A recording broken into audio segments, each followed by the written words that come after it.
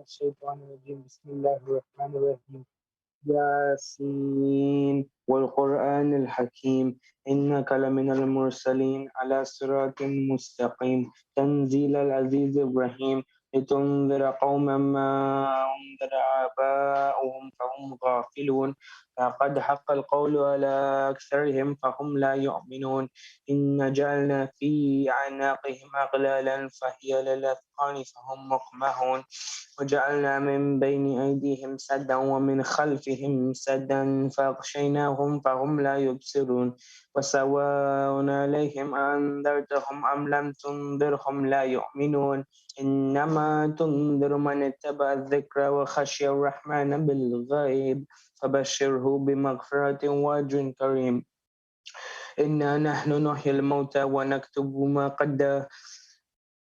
ما قدموا وآثارهم وكل شيء أحصيناه في إمام مبين واضرب لهم مثلا أصحاب القرية إذ جاءها المرسلون إذا أرسلنا إليهم اثنين فكذبوهما فعززنا بثالث فقالوا إنا إليكم مرسلون قالوا ما أنتم إلا بشر مثلنا وما أنزل الرحمن من شيء إن أنتم إلا تكذبون قالوا ربنا يعلم إنا إليكم لمرسلون وما علينا إلا البلاغ المبين قالوا إنا تطيرنا بكم لئن لم تنتهوا لنرجمنكم وليمسنكم منا عذاب عليم قالوا طائركم معكم أن ذكرتم بل أنتم قوم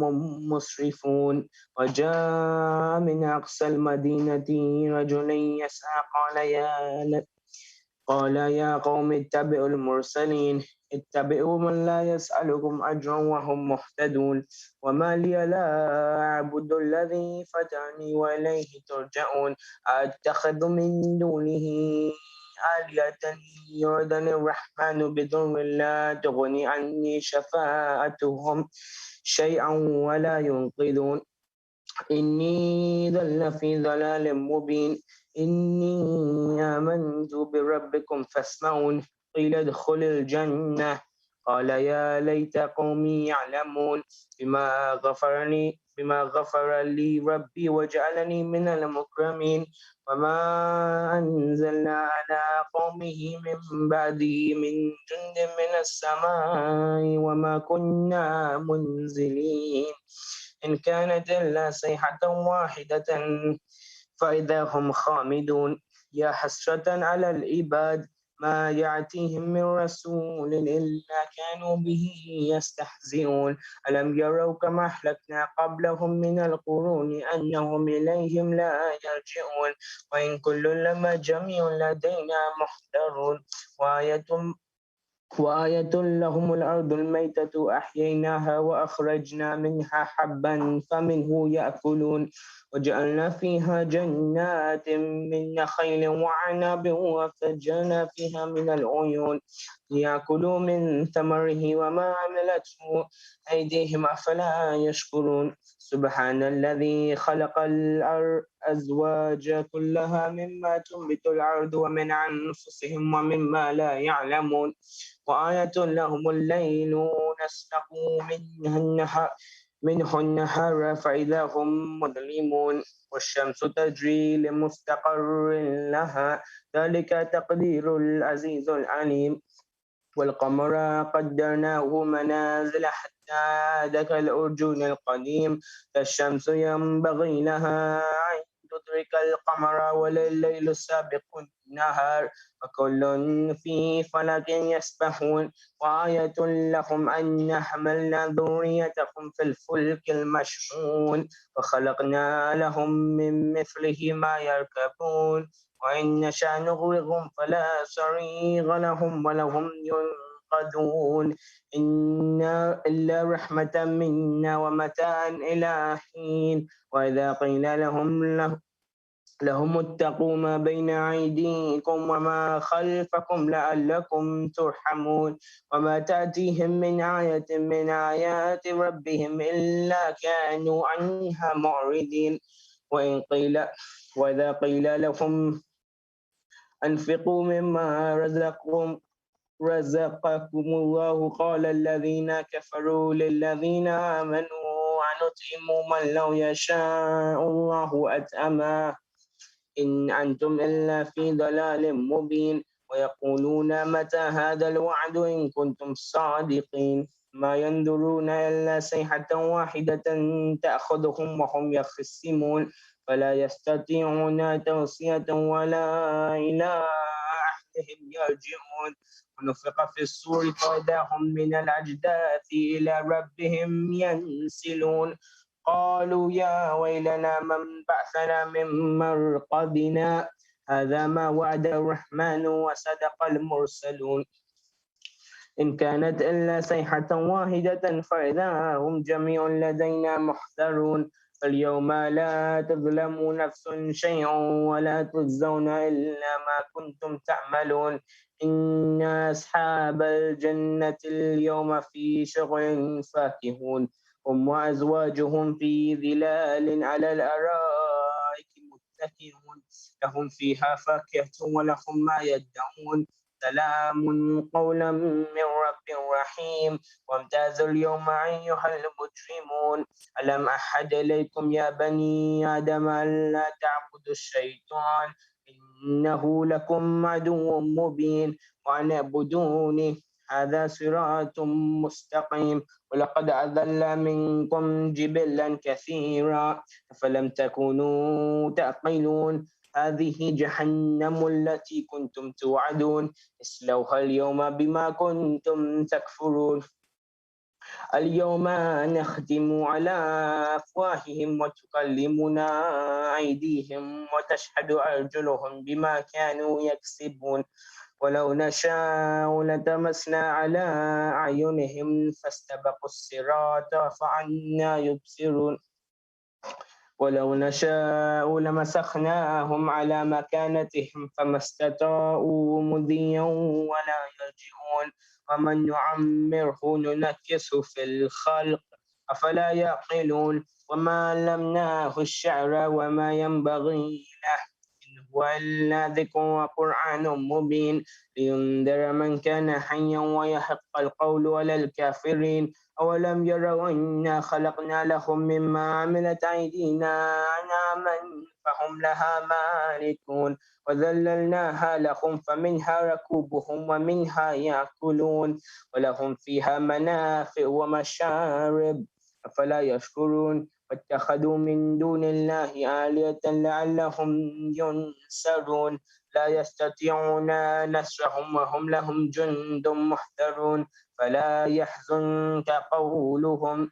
إنا نعلم ما يسرون وما يعلنون أولم ير الإنسان أنا خلقناه من نطفة فإذا هو خصيم مبين وضرب لنا مثلا ونسي خلقه قال من يحيي العظام وهي رميم قل يحييها الذي أنشأها أول مرة وهو بكل خلق عليم الذي جعل لكم من الشجر الأخضر نارا فإذا أنتم منه توقدون وليس الذي خلق السماوات والأرض بقادر على أن يخلق مثلهم بلى وهو الخلاق العليم إنما أمره إذا أراد شيئا أن يقول له كن فيكون فسبحان الذي بيده ملكوت كل شيء وإليه ترجعون صدق الله العلي العظيم صلاة اللهم salli ala Muhammad wa ali Muhammad. Thank you very much, Brother Muhammad Abbas, for that recitation of Surah Yasin. MashaAllah, it's very well recited. Respected elders, brothers and sisters, Assalamu alaikum wa rahmatullahi wa barakatuh. Welcome to the penultimate night of a 5-night series led by Shaykh Muzaffer Hyder. Today is Monday, the 4th of October, Eve of the 26th Mah Safar. Please can I now invite Farooq Uncle to recite Salam. For Muhammad wa ali Muhammad salawat. Allahumma salli ala Muhammad wa ali Muhammad. Qabre Zehra pe Zainab ka tha noha लुट गई Karbala में तेरी दुनिया माँ लुट गई Karbala में तेरी दुनिया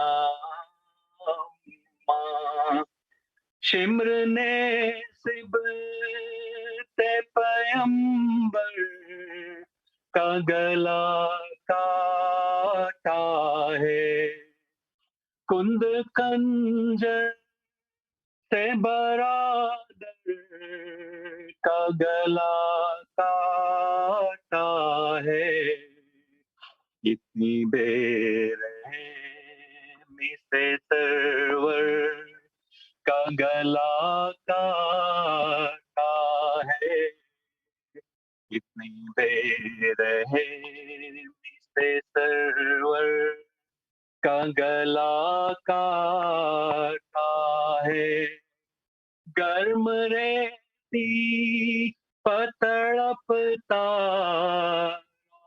भैया अम्मा लुट गई करबला में तेरी दुनिया अम्मा लुट गई करबला में तेरी दुनिया अम्मा मेरी चादर का मुहाफिज मेरा सफदर न रहा मेरी ढाल से न रही सानिए दर न रहा मेरा भाई मेरा पास से दिलावर न रहा मेरा भाई मेरा पास से दिलावर न रहा खो गया ज़ैनब मुज़्तर का सहारा अम्मा लुट गई करबला में तेरी दुनिया अम्मा लुट गई करबला में तेरी दुनिया अम्मा कल तलक मोहम्मद अली असगर था पास कासिम था सकीना थी अली असगर था जिन चरागों ही के दम से तेरा रोशन घर था जिन चरागों ही के दम से तेरा रोशन घर था आज उन्हें खा गया मकतल का अंधेरा अम्मा लुट गई करबला में तेरी दुनिया अम्मा लुट गई Karbala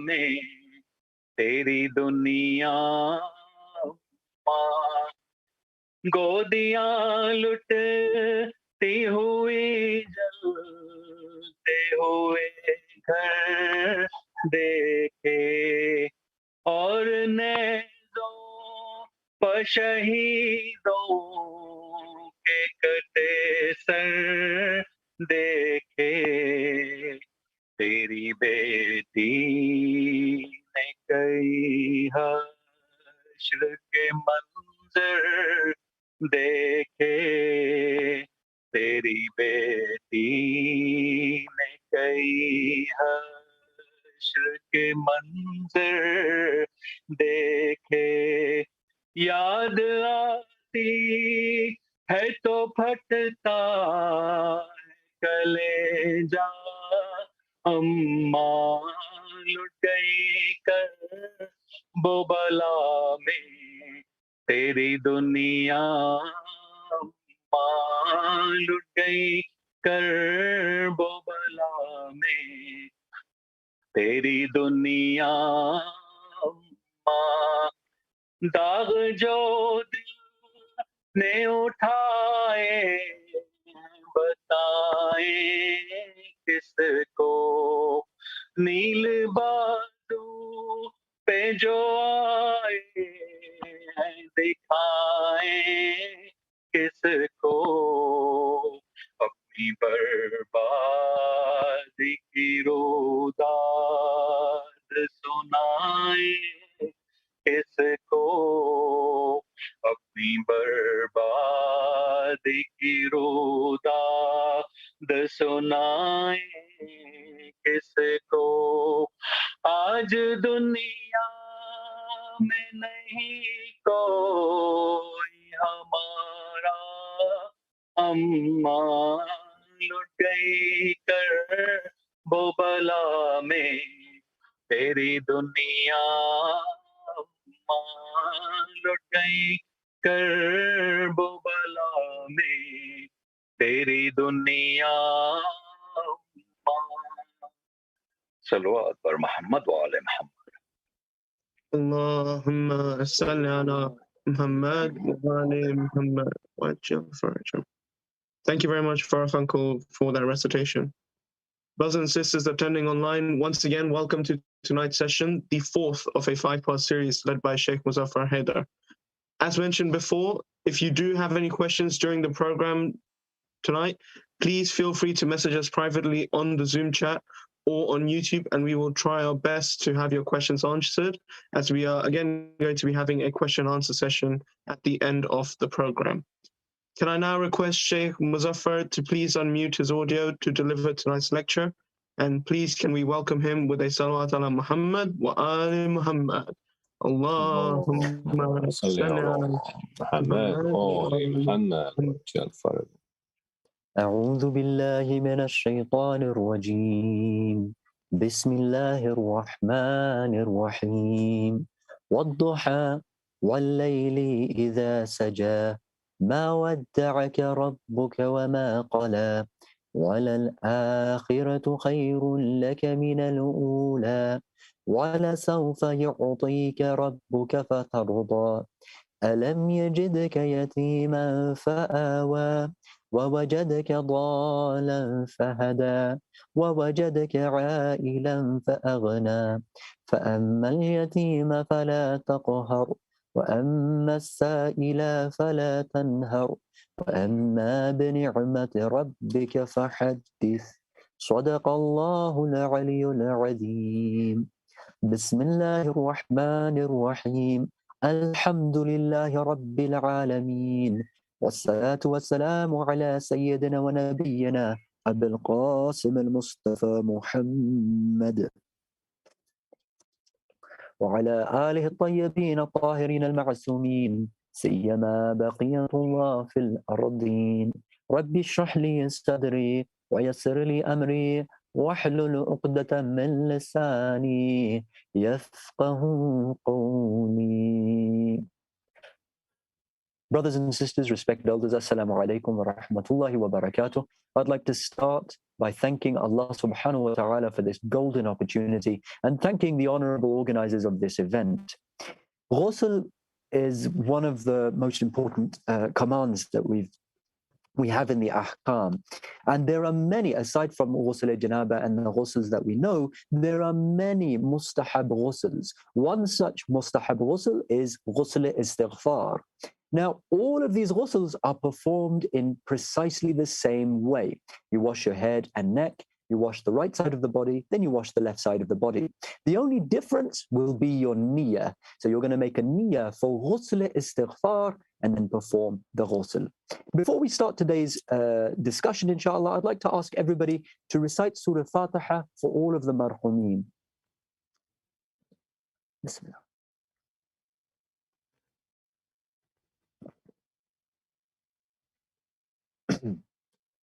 Unleashing anger. Today we're going to be discussing about the faculty of anger, and we're going to do this in 4 parts. First, we're going to talk about the bad kind of anger, the type of anger which Islam commands us not to have. Then we're going to talk about the good kind of anger. As we discussed previously, anger and all of these faculties, in fact, are inherently good if they are governed by the faculty of the intellect. Then after that, we're going to be discussing about fear. We said that the opposite of anger is fear. And so we're going to talk about the positive fear, the type of fear which Islam commands us to have and which we should be striving for. And then we're going to talk about the negative kinds of fears. So first of all, the faculty of anger. We said that this is inherently a good thing. Why? Because this is that part of us which triggers the flight or fight response, okay? It's like a guardian force within us, which is designed to protect us from danger, from oppression, from injustice. Okay, so it's very important for us to first recognize that this is an inherently good thing. Everything that Allah has created, in fact, is good. He's created light. It's us who remove that light and turn it into something dark. Okay. Now, we're going to explore the good anger and the bad anger through the personality of Imam Ali Alaihissalam, because his personality is such that we see seemingly contradictory traits coming together in this divine personality. So, on the one hand, we see Imam Ali Alaihissalam exercising what we would refer to as patience. And on the other hand, we see him getting angry. I want to give 2 examples. First of all, there's a hadith that shows us that one of the companions of Imam Ali alayhi salam was sitting in another room. Imam Ali alayhi salam called this companion, but the companion gave no response. Imam Ali alayhi salam called him again. The companion gave no response. Imam Ali alayhi salam called him for a 3rd time, and still the companion gave no response. Imam Ali alayhi salam gets out of his seat. He goes to the companion and he says, "I know you heard me. Why did you not respond to my call?" The companion turns and says, "Ya Ali, I didn't respond because I wanted to see you get angry. I've never seen you get angry in my life. I was curious. I wanted to see what it would be like if you got angry." Imam Ali alayhi salam smiled at him and said, Ali does not get angry at such petty things. Okay. On the one hand, we see Imam Ali alayhi salam exercising this kind of patience. And on the other hand, they don't call him Hyder for nothing. In the battlefield, he would unleash this lion that would send the enemies of Islam fleeing. It was such rage, such anger, that it terrified those on the battlefield. So what's going on here? We have to recognize that there is a good kind of anger, a divine anger, and a bad kind of anger. So let's first talk about this bad anger. Imam Ali alayhi salam, in reference to this kind of anger, says it is like a madness, after which always comes regret. Okay, and the Quran, what does the Quran tell us about this kind of anger? It says, وَالْكَاظِمِينَ الْغَيْظَ, those who control their anger. About this kind of anger, the animalistic kind of anger, Ayatollah Dastghaib Shirazi has a beautiful discussion. And he says that, look, sometimes our children break a glass. And he describes this and he says, we should not get angry at the child breaking a glass. How many times has this happened? They break something and we get angry immediately at them. Ayatollah Dastghaib says we shouldn't get angry at them because they've done this unintentionally. They were just playing. They didn't mean to do this in order to cause us grief or pain. No, they were just playing and they accidentally broke a glass. So here's a principle for us. We must not get angry when somebody does something unintentionally. He also gives another example, and he says, sometimes we get angry at people when we ask them a favor. So for example, we humble ourselves in front of somebody. We give them a call and we say, hey, we have some sort of a debt that we need to pay back, or I'm in some sort of financial trouble. Can you give me a loan? And that person turns us down. At that point, we go, why not? We get angry. Why? It's because we had certain expectations of that person. Oftentimes, it's the expectations that we have of people that lead us to this kind of animalistic and lower anger. All right? Think about this. Sometimes we send a message to somebody, we send a text message to somebody, and they don't reply. Now let's look at what the imagination does. We discussed the imagination in the previous session, and let's just explore what the imagination does in such a scenario. The anger within us, remember, we described the anger as being this stern, fiery king within us who's just waiting for the opportunity to pounce. He sends a message to the imagination. He says, look, this person hasn't replied to this message. Imagination, tell me why that could be happening.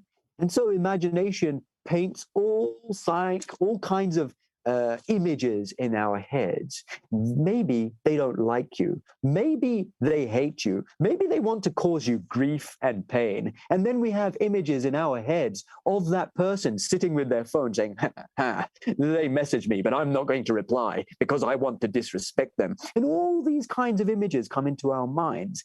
All the time, anger within us is getting more and more and more fiery. At some point, intelligence has to step in and say, Mr. Imagination, would you mind painting a more positive picture, please? And then imagination starts to paint more positive pictures. This is where giving our Mu'min brothers and sisters 70 benefits of the doubt come into the picture. This time, imagination is going to start crafting positive pictures, giving them the benefit of the doubt. Maybe they were too busy. Maybe they had a kid in one arm. Maybe they just ran out of internet at that very moment. Maybe their phone ran out of batteries and all the rest of the things. And so through this, we can actually control our anger. And when it comes to controlling this animalistic anger, there are many things that we can do. First of all, let me tell you a hadith. So back in the Holy Prophet's time, the people who would train, the weight trainers, they didn't have weights, dumbbells like we do today. They used to train with rocks. And so they'd pick up these big, heavy rocks and throw them. And we've seen this before in the movie, in movies, for example, you'd go to them and they'd be like, I can crush you like a waram, right? They would be training with these big, heavy rocks, and they'd be lifting them up, and they'll be competing with each other to see who's the strongest. The Holy Prophet says, would you like to know who is the strongest among all of you? And they said, yes, Ya Rasulullah. And he said, it is the one who can control his anger. This temper of ours is just like a muscle. The more we practice controlling our tempers, the stronger this muscle of ours will get. And there are ways that we can train ourselves and train this muscle of ours to be patient and not lose our tempers. One of the ways that we can do it is by sitting down. We have a hadith where Imam Ali Alaihissalam is actually advised by the Holy Prophet. The Holy Prophet says to Ali, he says, Ya Ali, if you ever feel this kind of anger, sit down and contemplate over the greatness of your Lord. Okay? Now, this sitting down thing will actually help us to control that anger. Another thing they say is to drink a glass of water. Another thing that we get from the hadith is to say, A'udhu billahi minash shaytanir rajim. I seek refuge with Allah from the accursed shaytan. Why? Because through this, we're recognizing that shaytan is the one who is kindling this ember of anger within us. Okay? And another trick that I'd like to share with you today when it comes to controlling this kind of anger is to laugh. That's right, just laugh. Oftentimes, the reason why we're getting angry is because we've taken ourselves too seriously. We think of ourselves as something great. I'm being disrespected here. An injustice is taking place. I'm being oppressed. When you laugh, you dispel all of that tension that's in the atmosphere. There's all this tense. Your tone has changed. You sense this anger brewing within yourself. Laugh it off. Recognize that you're nobody. It doesn't really matter. It's just somebody's playing a prank. Somebody's doing a joke. Somebody's getting on your nerves. It's all right. Let it go. Ha ha ha. It's all right. Now, a side note here.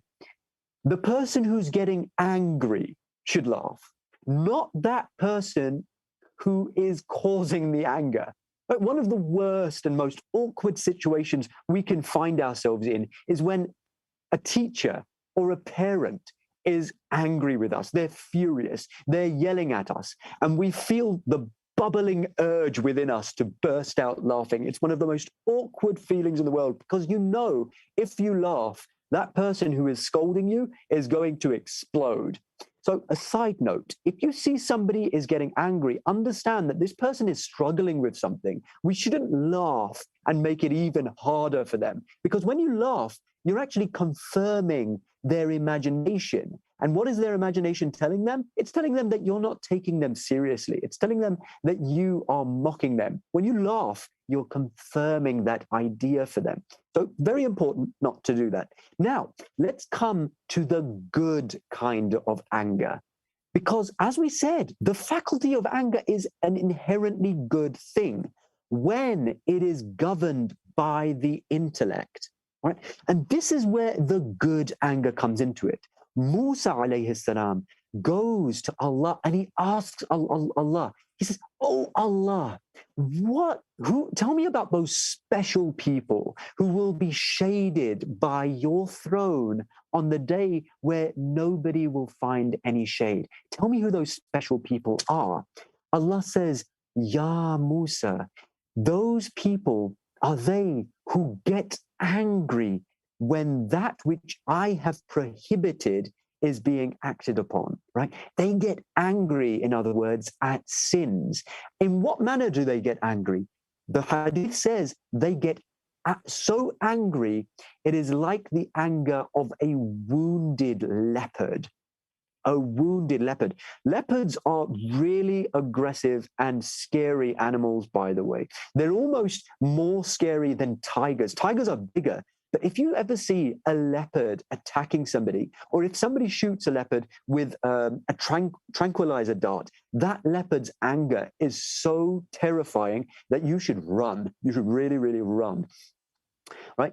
Allah is saying, those people who get angry in such a manner for my sake are very special indeed. Another hadith of Imam Ali alayhi salam, it says, one who displays ill feelings towards the immoral people and gets angry for Allah's sake, Allah will get angry for their sake.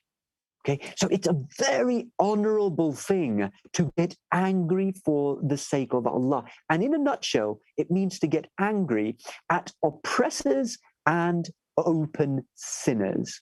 Right? And the noblest of anger is this kind of anger. This is the kind of anger that we see Imam Ali alayhi salam portraying in the battlefield. This is the kind of anger we see the Holy Prophet. There is a hadith that says the Holy Prophet never got angry, but when he did get angry for the sake of Allah, he became unrecognizable. It was as though a storm was brewing. Everything seemed to get darker. Okay, this is the kind of anger where when the Holy Prophet is expressing it, it's not just the Holy Prophet being angry, Allah is also being angry, because the Holy Prophet is only reflecting those divine emotions, if we can use such a term, that Allah is expressing, okay? Now, I want to quickly allude to a hadith here, which we're all familiar with, but within the context of this discussion, it's going to open up so many doors of thought for us. Imam Ali alayhi salam, he's in the battlefield. He subdues his enemy. That enemy is on the ground. But then this enemy Imam Ali alayhi salam is about to kill and finish the life of this enemy. What does he do? He spits in the blessed face of Amir al-Mu'mineen Ali ibn Abi Talib. Imam Ali alayhi salam at this point turns away. He walks away for a few moments. Then he comes back and finishes that atrocious man. The companions, they ask Ali, they say, why did you walk away? Why didn't you just finish him there and then? Imam Ali alayhi salam says, when he spat at me, I lost my temper. I got angry. And so I walked away to control my anger. I didn't want to kill him for my own petty reason. I didn't want to kill him for my own personal anger. I wanted to kill him for the sake of Allah only. All right? Herein lies a very important point, two very important points, in fact.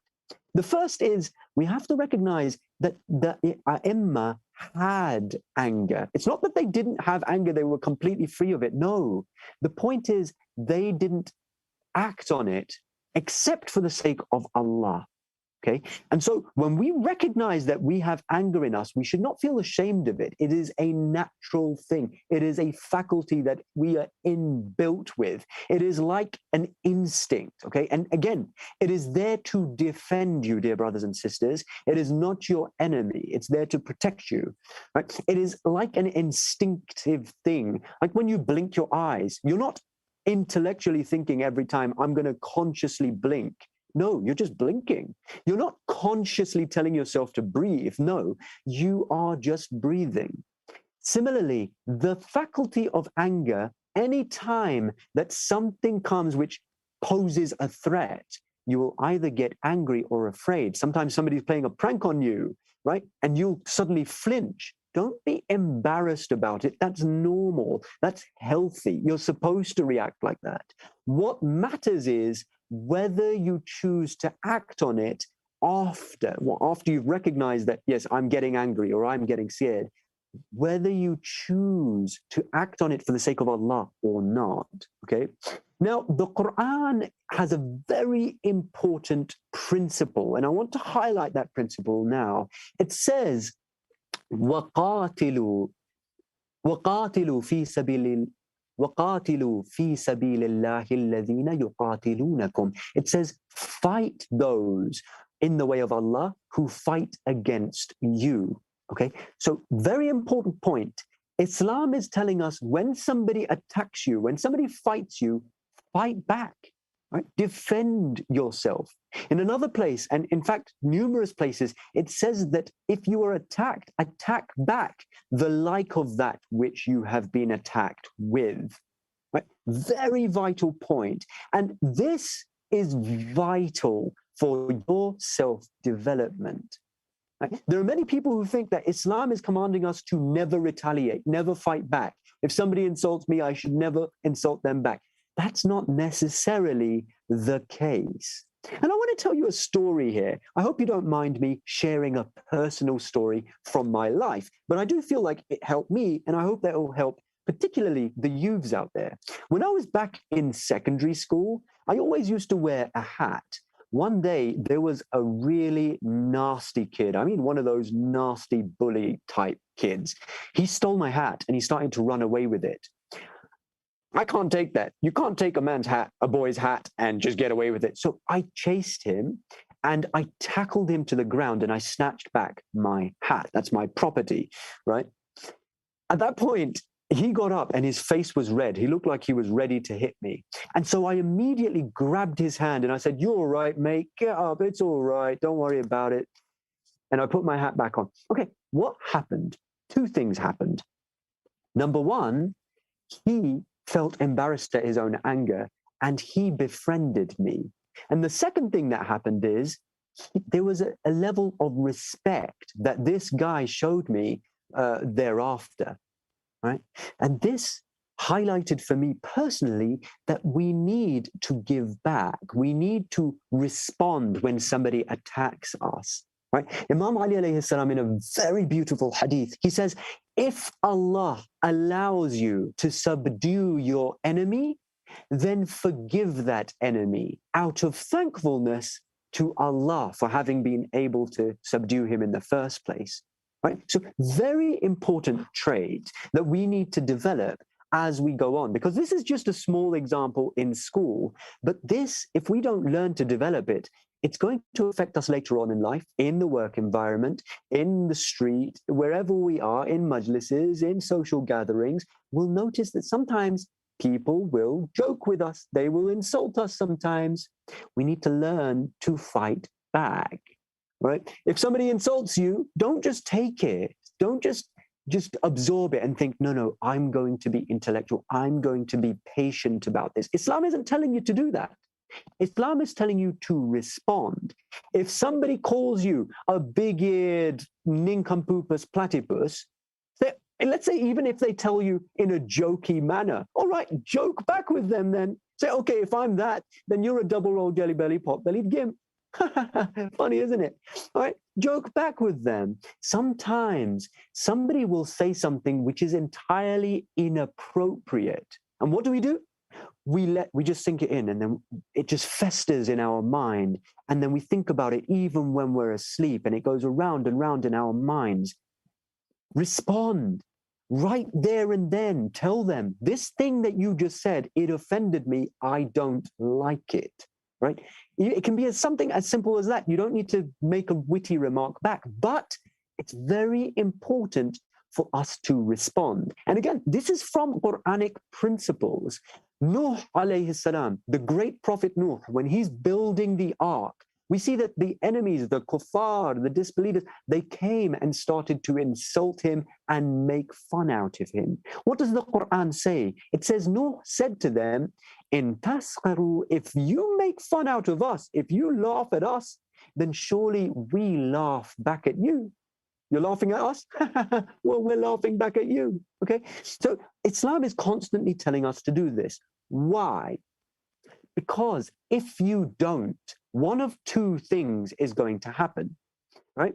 In fact, both of these two things is going to happen. Number one, the oppression is going to continue. That insult that they just threw at you, do you think they're just going to go away? No, they're going to insult you again the next day and the next day, and it's going to keep on building. Furthermore, that person who is doing the insulting, let's say it's even a petty thing, it might be a great thing, but it might also be a tiny thing. But they're going to also oppress others as well. They're going to insult others as well.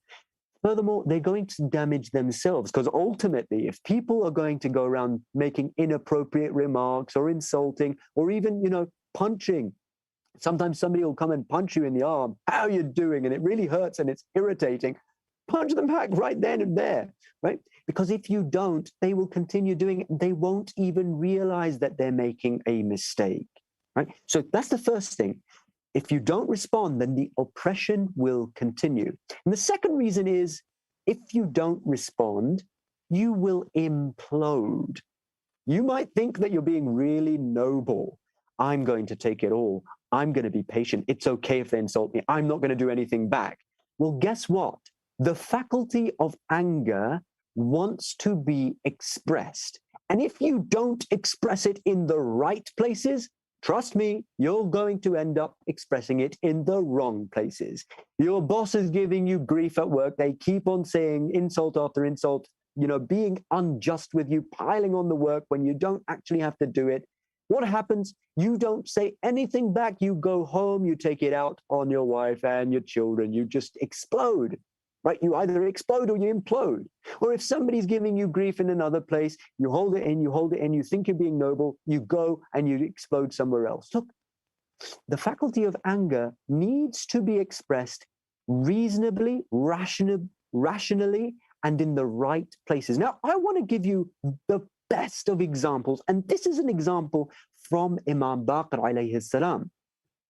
Imam Baqir alayhi salam, a Christian who happened at that time to be completely ignorant of Islam, comes to Imam Baqir and he insults the great Imam. He says, "Hey Baqir, oh cow." He's calling Imam Baqir a cow because in Arabic, the word Baqir and Baqara or Baqar are similar. So he says, "Hey cow." How does Imam Baqir respond? Look at this response. He says, "I'm not a cow. My name is Baqir." right? Really simple, very intellectual response. But he didn't just ignore it and hope it goes away. No, he gave a response. This Christian, he goes a step further. He insults or tries to insult the blessed mother of Imam Baqir. He says, your mother was nothing but a cook, right? Because the blessed Imam's mother, she used to cook, and that was how she served the religion of Islam, through her cooking. Imam Baqir, again, he responds in a completely intellectual manner. He says, there is no shame in being a cook. The man, the Christian man, he goes even further. He insults, or he thinks he's insulting, but it's no insult at all. He says, your mother was dark-skinned. She was a black so-and-so, right? The intellectual response, again, is Allah creates people and everybody is beautiful in their own right. But the man hasn't had enough. He insults the Imam even more. Na'udhu billah. He says, your mother was an unchaste woman. At this point, look at what Imam Baqir Alaihissalam says. He says, if what you're saying is true, then may Allah forgive my mother. And if what you are saying is untrue, then may Allah forgive you. Through witnessing such an akhlaqi response, this Christian eventually becomes a Muslim. But you'll notice there is a way, and this is why the Quran says, idfa' billati hiya ahsan. Defend yourself, fight back with that which is best. Right? So there's always an intellectual response, but you must recognize that you need to give that response. Anybody, dear brothers and sisters, respected elders, who has painted a picture of Islam and the Ahlul Bayt as being passive has done a great injustice. Islam is not about being passive. It is about fighting back in the most appropriate manners. And if you think that the Ahlul Bayt were passive and they never fought back and, they were oppressed and they just put their heads down and said, I'm oppressed, this is completely untrue. Sayyidah Fatima al-Zahra fought back. She marched, she protested with women, other women. She went to the court and demanded the rights of the Imam of her time, of her husband, and her own rights. She demanded the rights of Fadak. Sayyidah Zainab, the same thing in Karbala. Imam Hussein alayhi salam, the same thing. And you see this throughout the life of all the prophets. It has always been the sunnah of the prophets and the imams to fight in the way that is best. Okay, so we've discussed now the good kind of anger and how to express that kind of anger in various contexts, whether it's the battlefield, the lesser battlefield, or the greater battlefield within ourselves.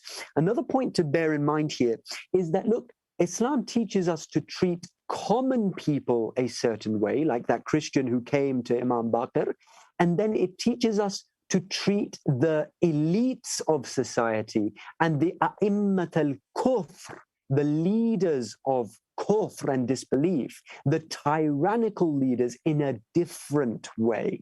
Okay, so we see examples where, for example, Abu Jahl literally means the father of ignorance, and it's a great insult in the Arabic language and in the context of that time. And yet this is the title. This wasn't actually his name. This was the title that the Prophet gave to Abu Jahl. Similarly, we see Imam Hussein alayhi salam referring to the tyrant of his time as Ala wa inna da'i ibn da'i kad rakazani bayna ithnatayn. He said, surely the illegitimately born son of the illegitimately born father, right? This was a huge insult, huge, harsh language that we see being used here. What's the difference? Why do the imams sometimes use such harsh language? Why do they draw the sword sometimes? Why do they fight so aggressively like a wounded leopard sometimes? The difference is between common people who we encounter every day and the leaders of kufr, the disbelieving enemy tyrannical powers, okay? So sometimes you have to differentiate between these two. Islam teaches us to treat the common people in one way and the tyrants in another way. Okay, so now we've discussed anger. let's come to fear now. I want to first talk about the positive kind of fear. First of all, we said that fear is the opposite of anger. What does anger tell us to do? It tells us to go and fight, right? What does fear tell us to do? It tells us to take flight, to protect ourselves, run away, right? So let's first talk about the positive fear, right? In a nutshell, Islam tells us that there's only one thing that should be feared, and that is Allah subhanahu wa ta'ala. And this is a fear that we really need to learn to develop. Right? Imam Rida Alaihissalam, he says, whoever does not fear Allah in small matters will not fear Allah in great matters. Right? So we might think when we're approaching a petty small sin, we might think we might have no fear in doing that sin. Right? Imam Rida alayhi salam is saying, look, if you're not afraid of doing that small sin, then it might lead us to not being afraid in doing great sins. And this might be part of the wisdom behind why Imam Ali alayhi salam said, don't look at the pettiness and how small the sin is. Rather, look at how great the one you are disobeying is. All right? The Quran says, وَلِمَنْ خَافَ مَقَامَ رَبِّهِ جَنَّتَانِ. It says, and as for the one who fears the position of his Lord, he shall have 2 gardens. If you learn to fear Allah, you won't just have Jannah, you will have 2 Jannahs. And I'll leave it up to your imagination to what that could actually mean. Now, Imam Ali alayhi salam has a very important hadith in this regard. He says, Al-khawfu sijnun nafsi anid dunub. He says, fear is the prison of the heart, rather, against sins. Right? So when you fear Allah, this positive fear, you actually imprison your nafs and stop it from doing any kind of sins. But very important for us to have that. But now let's look at this idea of fear being the prison of the nafs. Because if we don't fear Allah, we will end up fearing all sorts of others. And this is the real trap that we fall into when we don't fear Allah. Now let's come to the negative kind of fear, which is fear of anything other than Allah. As Muslims, we need to train ourselves to have absolutely no fears. And yes, this is a great objective to achieve, certainly, but we have to train ourselves step by step to try and get to a place where we no longer have any fears. Think about how liberating Islam is and how liberating recognizing the 4 faculties really is. The intellect has to take us to a place where we fear nothing but God. What does Islam tell us to do in regards to those things that we fear other than Allah? Imam Ali alayhi salam in Nahj al-Balagha, in saying number 175, he said, إِذَا هِبْتَ أَمْرًا فَقَأْ فِيهِ. If you fear a thing, dive into that thing. Why? Because he says the fear of that thing is actually greater and more harmful than the thing itself. Just let that sink in for a moment. Imam Ali alayhi salam is telling us those things that you fear, dive into those things. Right? Okay, now think about everything, whatever you might fear. If you fear swimming, dive into that pool. If you fear public speaking, dive into an environment where you're speaking in public. If you fear confrontation, confront. Why? Because your fear of the consequences of that thing is actually greater than the consequence itself. Fear is the real enemy, not that thing that you fear. Now, very important point. This doesn't mean that we should dive into those fears which are intellectual for us to fear. So, for example, if we're at the zoo and we see that there's a tiger down in a pit, and we think, I'm afraid of this, therefore I should dive in. No, no, no, no, no. That is not what the intellect tells us to do, okay? That's a rational fear. You should have that fear. Why? Because Islam, Allah has commanded us to protect ourselves. Therefore, if we see something which is a genuine fear, if we know, for instance, that I don't know how to swim, and if I jump into this pool, I might drown and die, we shouldn't do that thing, because intellectually speaking, it makes sense to fear that thing. We're talking about irrational fears here. People have all sorts of irrational fears. They're afraid of clowns. People are afraid of choking. People are afraid of day-to-day activities. They have social anxieties. They have all sorts of irrational fears, darkness. They're afraid of jinns. They're afraid of this. They're afraid of that, right? These kinds of fears, we should dive into them and recognize that we are far more powerful than we actually think we are. One of the common anxieties that people unfortunately develop is an anxiety of people and being amongst others. The Holy Prophet said, "Blessed is the one whose fear of Allah preoccupies him from fearing the people." The more our fear of Allah increases, the less our fear of other things decreases. Now, why is it so important for us to find those things that we are afraid of and confront them, face those fears? Why? 3 reasons that I want to highlight for you. Number 1, it is vital for your self-development.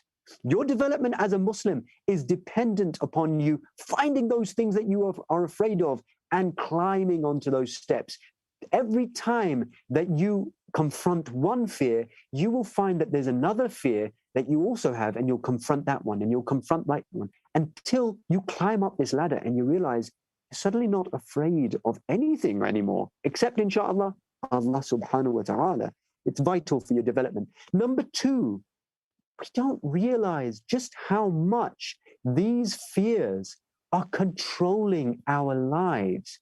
Dear brothers and sisters, respected elders, there are so many opportunities that have come by our way, and we've let those opportunities pass by because of fears. So many career paths that we could have chosen, so many gatherings we could have gone to, so many friends we could have made. The Quran says, فَسِيرُوا فِي الْأَرْضِ, travel in the land. So many times we did not travel because we were afraid of flight, or we were afraid of different environments, afraid of different languages, afraid of different cultures.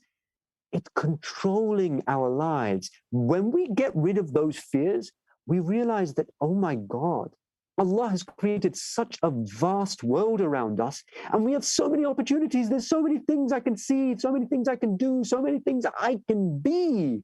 If only I were free of my fears. That's the second reason. The third reason why it's important for us to confront our fears is because Imam Ali Alaihissalam told us to. What kind of Shia are we if we don't obey the Mawla? He's telling us to dive into those things that we're afraid of. So do it. Simple as. Imam Ali Alaihissalam, very interesting thing that he says. He says, when you're afraid of the creation, you generally run away from it. Right? You're afraid of something, you're afraid of a person, you're afraid of something, you run away from that thing. But when one fears Allah, he runs to him. It's a very unique fear, which only the very wise can actually develop. Right? And I haven't developed it. And it's something which is actually a kind of gift that Allah will bestow upon us when we deeply contemplate and when we manage to confront these kinds of fears, right? These petty fears. The Quran actually says, فَفِرُّوا إِلَى اللَّهِ. It says, so flee, run away to Allah. When you flee to Allah, there are so many of our petty fears, anxieties, that we will actually find ourselves becoming free of. It's a liberating feeling in one sense, right? The one who knows Allah best is the one who fears him most. hadith that you will find in Bihar al-Anwar in volume 70.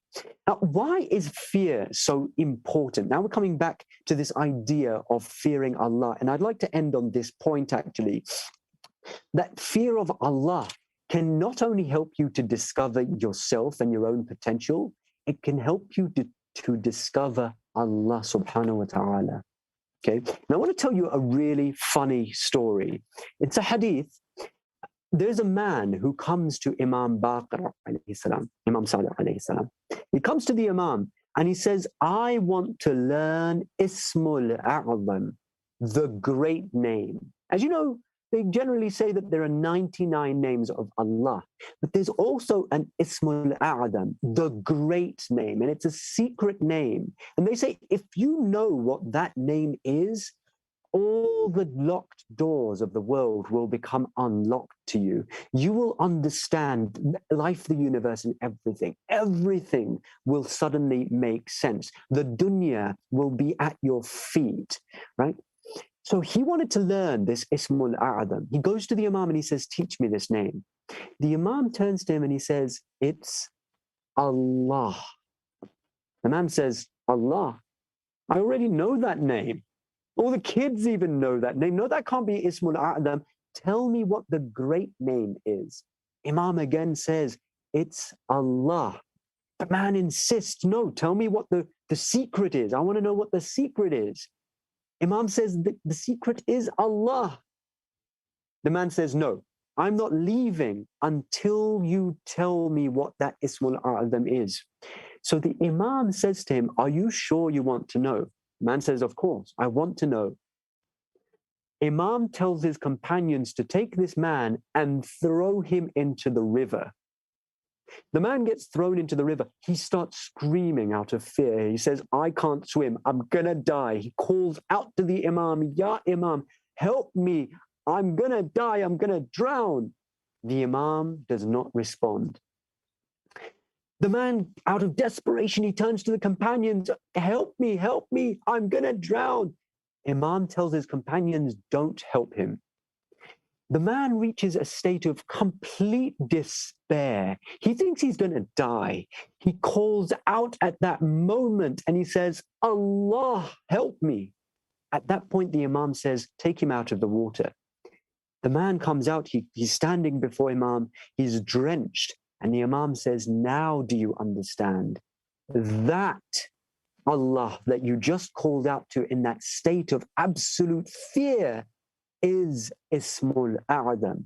And so we see that in the Quran, it says, when you are out at sea and you're on a ship and a storm brews and you think you're going to die, at that point, what do people do? They call out to Allah being absolutely sincere in their religion. فَلَمَّا نَجَّاهُمْ إِلَى الْبَرِّ But when we deliver him to land, إِذَا هُمْ يُشْرِكُونَ He then again associates others to Allah. Think about this in our own lives. When we're on a journey, when we're in a plane, I don't know if you've ever experienced turbulence or some dreadful thing happens. We suddenly feel this panic and terror inside us. Or in another example, when we see, for example, a kid of ours, he's choking, our heart almost leaps into our mouths. We get so terrified. Ya Allah, help us. That is Allah. You'll notice that at that point of absolute dread and terror, we call out to somebody, even though there's seemingly nobody there to help. That somebody is Allah subhanahu wa ta'ala. And so it is through that we can actually find Allah subhanahu wa ta'ala. Inna lillahi wa inna ilayhi raji'un. Inna lillahi wa inna ilayhi raji'un. Inna lillahi wa inna ilayhi raji'un. We cry so often for Hussein, and we thank Allah for these cleansing tears.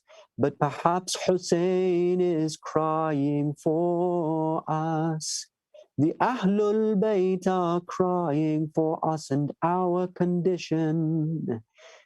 Why? For they reflect the attributes of Allah, His compassion and kindness and mercy.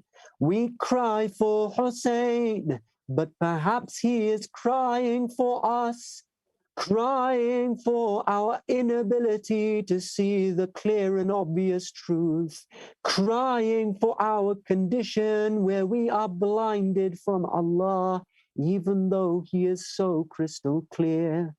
Crying and having pity on our condition, our being enslaved by our nafs, our petty grudges, attachments for dunya, our committing sin after sin after sin, our petty condition where we lose our tempers at our loved ones, at commoners who do not deserve our anger. We cry for Hussein, but what if he is crying for us? They wish to help us in our condition, but this is our test. We must learn to help ourselves. What can the Ahlul Bayt do for us when we refuse to change our own condition? It is said that when Hussein was in his last moments, he was drenched in his own blood. He was completely thirsty. His back was broken. He was all alone. He was covered in arrows and spears, and rocks were being thrown at him.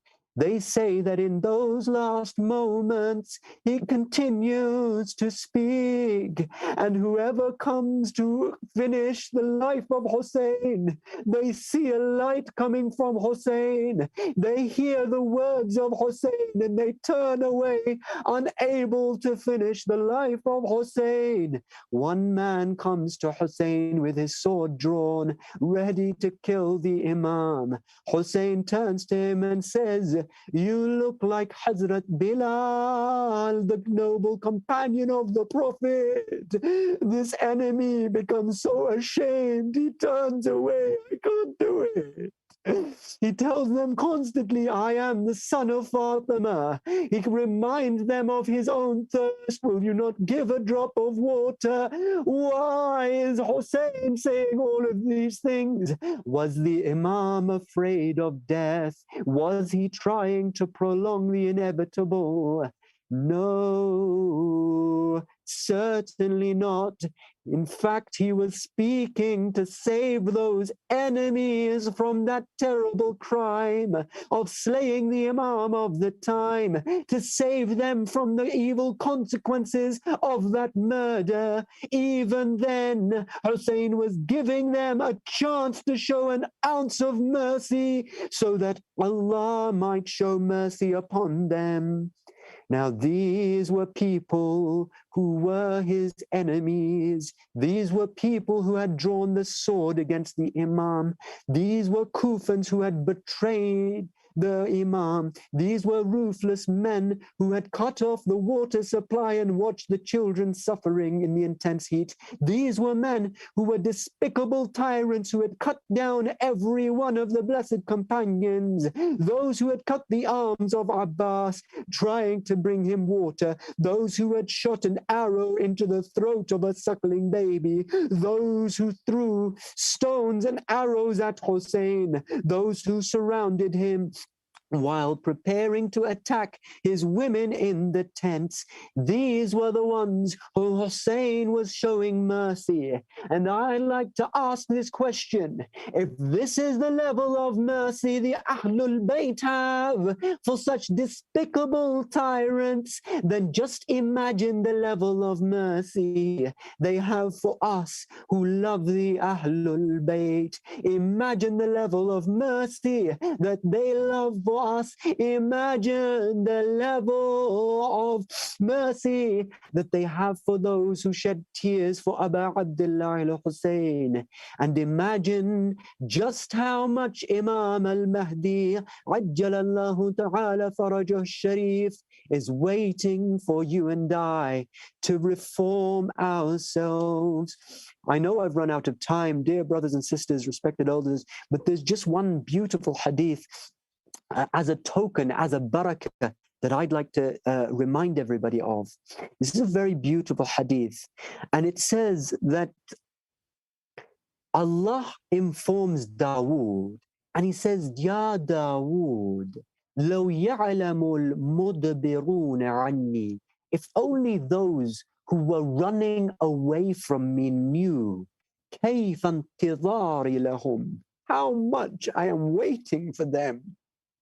وشوقي إلى ترك معاصيهم, and how much I love to forgive their sins. If they only knew this, لماتوا شوقا إليه, they would have died out of love for me if they only knew.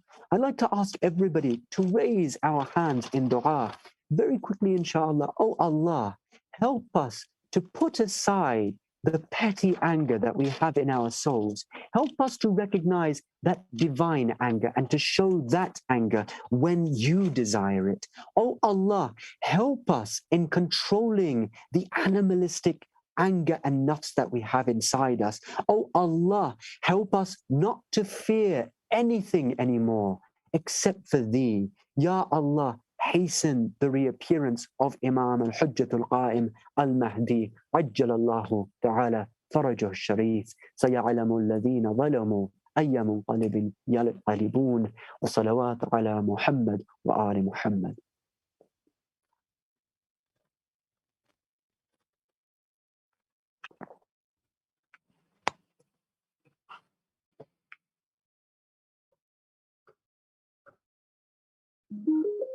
शम्मा से शम्मा जले, सिलसिला जारी रहे, हम रहे या न रहे, ये आज़ादारी रहे। शम्मा से शम्मा जले, सिलसिला जारी रहे, हम रहे या न रहे, ये आज़ादारी रहे। शम्मा से शम्मा जले, अपनी नस्लों को सिखाते रहो मातम का हुनर, सीना दर सीना करे बस ये आज़ादारी सफर। जैसे हालात भी हो ये अमल जारी रहे, हम रहे या ना रहे, ये आज़ादारी रहे। शम्मा से शम्मा जले, लाख बदले ये ज़माने की रविश और मौसम, एक पल भी ना रुके अश्के अज़ा और मातम। मातम शह का जुनून ज़हन पर तारी रहे, हम रहे या ना रहे, ये आज़ादारी रहे। शम्मा से शम्मा जले, तुम मगर ज़ाकिर शबीर हो ये याद रहे, चाहे इस गम के लिए सर भी कटे घर भी जले। हुर्मते फर्शे अज़ा जान से प्यारी रहे, हम रहे या न रहे, ये आजादारी रहे। शम्मा से शम्मा जले, ये सभी ने यूं ही आबाद रहे हैं ले आजा, और घर घर पे नजर आए अलम गाजी का, ये अलम ऊंचा रहे, ये अलमदारी रहे, हम रहे या ना रहे, ये आजादारी रहे। शम्मा से शम्मा जले, दुनिया वालों की न परवाह न कुछ बात करो, मन्नती बेड़ियां सब जाद के गम में पहनो, रौनक़े फर्शे अज़ा गिरिया जारी रहे, हम रहे या ना रहे, ये आजादारी रहे।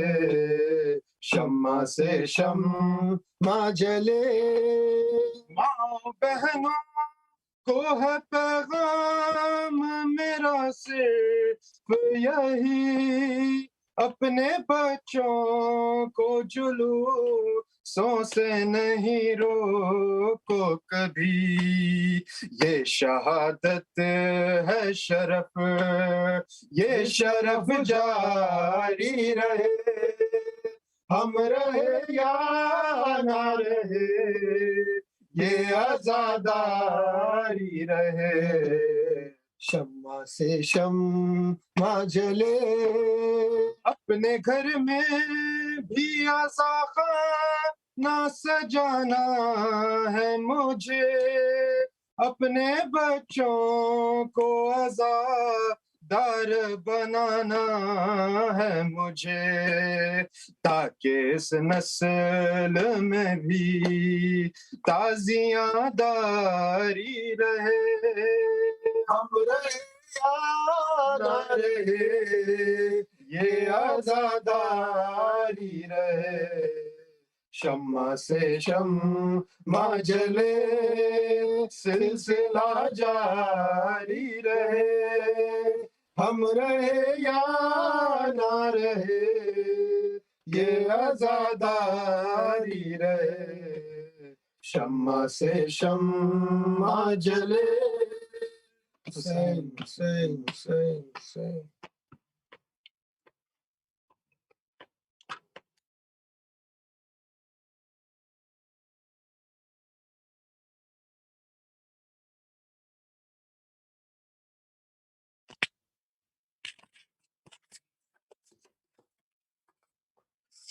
अस्सलामु अलैका या अबा अब्दुल्लाह, अस्सलामु अलैका या इब्न रसूलल्लाह, अस्सलामु अलैका या इब्न अमीरुल मोमिनीन व इब्न सैयदुल हुसैन, अस्सलामु अलैका या इब्न फातिमतुज़ ज़हरा सय्यदतुन निसाइल आलमीन, अस्सलामु अलैका या इब्न खदीजतुल कुबरा उम्मुल मोमिनीन, अस्सलामु अलैका जद्दिका व अबीक, अस्सलामु अलैका अबुल व अखी, अस्सलामु अलैका तस्सल मासूमीना मिन ज़ुर्रियतिका व बनीक, अस्सलामु अलल हुसैन व अला अली इब्न हुसैन व अला औलादिल हुसैन व अला अस्हाबिल हुसैन, खुसूसन मुसैदी व मौला या अबुल फज़ल अब्बास वारिसी अमीरुल मोमिनीन व क़ासिम इब्न अल-हसन व मुस्लिम इब्न अकील व हानी इब्न उरवा व हबीब इब्न Mazahar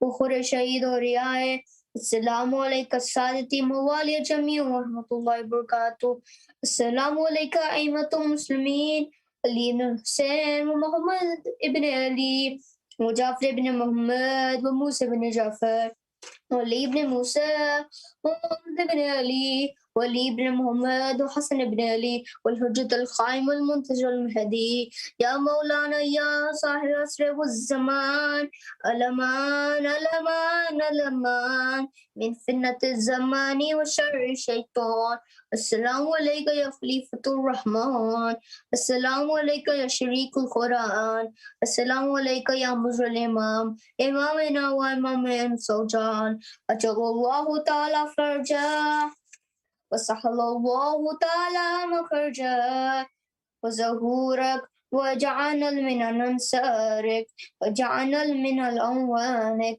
وجعلنا من المستشهدين بين يدي ورحمة الله وبركاته وصل على محمد وآل محمد.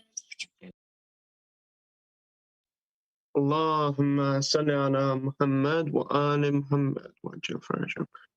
Respected viewers and all attending online, thank you very much for joining tonight's session. We will now swiftly move on into the question and answer session now. Shaykh Muzaffer, can you hear me? Assalamu alaikum. Wa alaikum salam. Loud and clear. Alhamdulillah, very good. I'll run straight into it. I've got a few questions here. Brothers and sisters, if you do have any questions, please do send them on the chat, either on Zoom or on YouTube. I've got both open, so if you do have any questions, feel free to ask them ahead. I'm going to ask you a question going straight to the beginning of the program, which is, why does sitting down to reduce anger work? So I have heard this hadith before, and it has worked for me, but why does it work? I couldn't tell you about the physiological effects that it has. It's probably some sort of chemical reaction that goes on in your body, because when you're standing up, you're usually ready to do something. You're ready to walk or move or fight. Or when you sit down, it's a much more relaxed position. So it relaxes your body. It makes you feel safe. I'm in my safe zone now. I'm sitting down. I don't need to fight, you know? So it could be something to do with that. Very nice. Yeah, thank you very much. The next question I've got here is, you mentioned that you've got fears that can be rational, such as, for example, being scared of a tiger if you jump in a pit with one, or you've mentioned there's some fears that are unnecessary. What is the Islamic opinion on something having fear of death? Oh yeah, I mean, a mu'min should not be afraid of death at all. It's one of those Is there a things. reason? Yes, of course, because, okay, if you go to the ahadith, for example, or even in the Quran, first of all, let's establish this. وَكُلُّ نَفْسٍ ذَائِقَةُ الْمَوْتِ.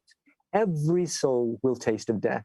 No matter who you are, everybody is going to taste of death.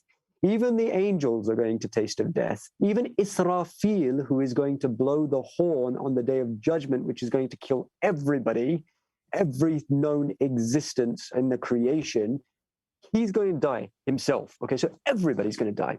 So if it is inevitable. Mm-hmm. Secondly, we have to recognize that when Malik al-Maut, the angel of death, the Quran says, Malik al-Maut alladhi wukkila bikum, the angel of death who has been given guardianship over you, right? He is going to take away your soul eventually. But for a disbeliever, he's going to come in a terrifying form, and it's going to.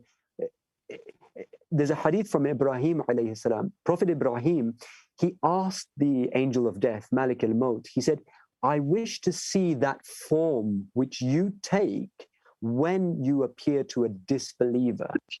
And so he said, okay, and he appeared in that form before the great prophet Ibrahim.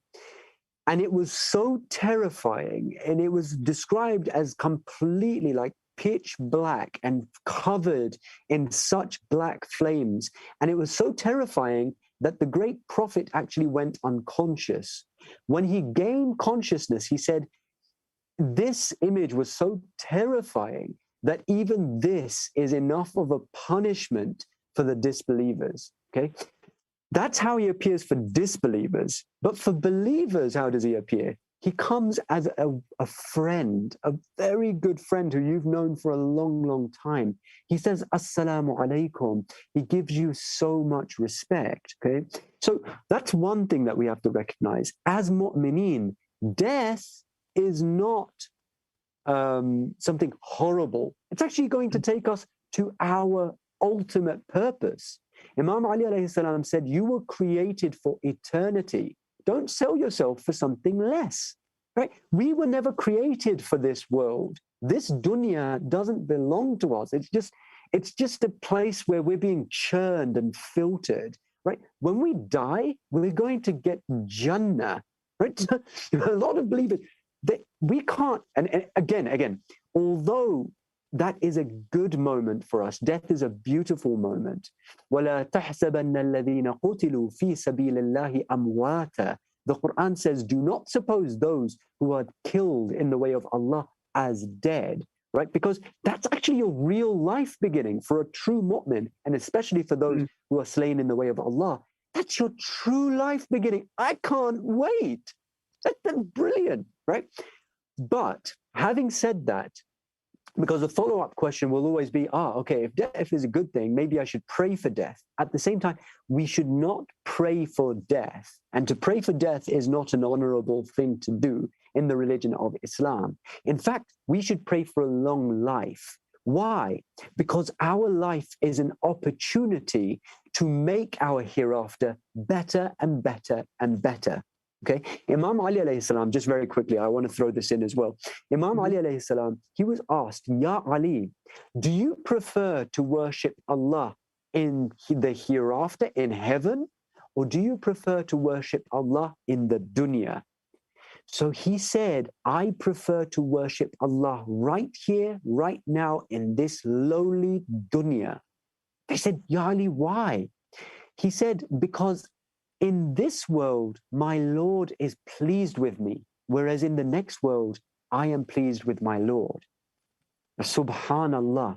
If we recognize the opportunity that we have here to reform ourselves, dear brothers and sisters, look at yourself in the mirror, recognize this is not you. The true you is that which you will see on the day of judgment when you are raised.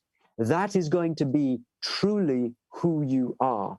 Right now, you're going through a creation process, and step by step, you are forming yourself. There is where you're going to actually see who you really are. Death is just a pathway to the next step, and we want to get there, inshallah. I hope that gives you some food for thought, inshallah. Alhamdulillah, yeah. Thank you very much. The next question I've got written down, this might get a bit political, so feel free to say no if you don't want to answer it. You said when in times of fears, we should call out for Allah's help. What is your opinion on when people say, Ya Ali Madad, when in fear? No, okay, so that's a form of tawassul, okay? Tawassul is when you're calling out to those who are connected to Allah. Right? And it's complicated because, look, Allah has many names, and you call Allah by those names, right? So this is a cool question that I like to ask a lot of people as well. When I'm having conversations with them, I ask them, what is your favorite name of Allah? What is your favorite name? They say that there's 99 names, right? But and so when you ask them, what is your favorite name? Like, I'll do it right now. Dear host, what is your favorite name of Allah? It's probably between Allah and As-Salam. As-Salam, right? Peace, okay? So you like the name of Allah, which is, the name of peace. Now, this reveals a lot about your personality and your path towards Allah. Okay, Imam Khomeini, he quotes some beautiful poetry, and he says, there are as many ways to Allah as there are breaths of the creatures. Okay, so we have to recognize and respect that different people call out to Allah through different names. And there is a hadith which says, one of the Ahlul Bayt actually said, Nahnu asma'ul husna. We are the great names of Allah. We have to recognize that the Imams are actually just attributes of Allah, and they are reflecting those attributes of Allah maximally. They are, to the greatest extent, reflecting those attributes of mercy, of wisdom, of salam, of al-mu'min, of al-hayy, of the living, of the ever-living and the everlasting and the omnipresent, and all of these names. Okay, And so tawassul is one of the forms that we can reach Allah. And yeah. Perfect. Okay, thank you very much.